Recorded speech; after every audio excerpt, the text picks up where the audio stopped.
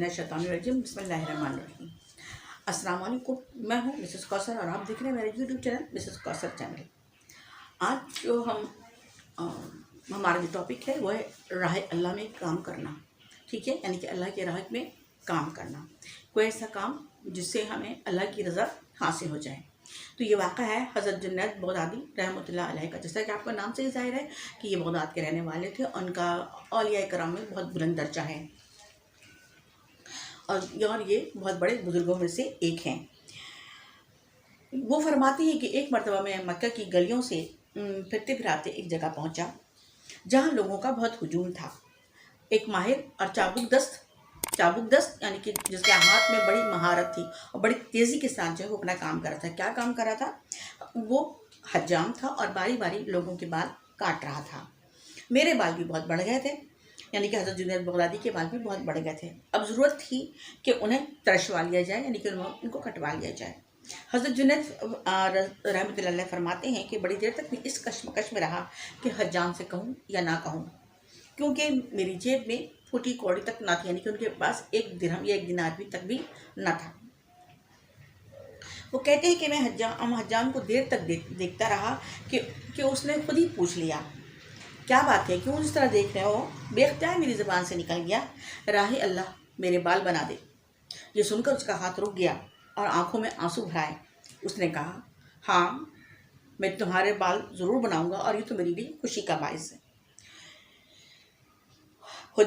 हज्जाम उस वक्त एक खुशहाल और बड़े मोतबर इंसान का जो है बाल बना रहा था, मगर हज्जाम ने जो है उस आदमी से, उस जो है बुलंद मर्तबा इंसान से जो है वो माजरत कर ली। बहुत खुशहाल आदमी था वो, यानी कि अपने शहर का बड़ा दौलतमंद इंसान था। लेकिन हज्जाम ने उससे माजरत कर ली और कहा कि वो उनके बाल बना देगा, जिस पर वो शख्स बिगड़ने लगा, मगर हज्जाम ने परवाह न की।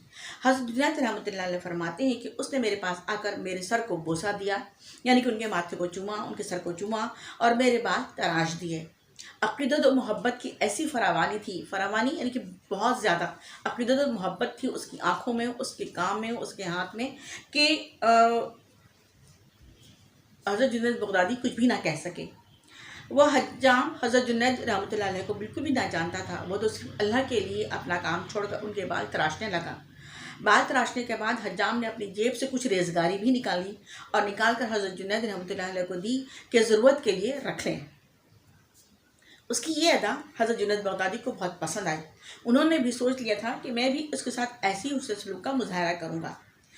कुछ ही दिन गुजरे थे कि बसरा के कुछ लोग हज़रत जुनैद बगदादी के पास अशरफियों से भरी थैली लेकर पहुँचे और उन्हें नज़र के तौर पर पेश की।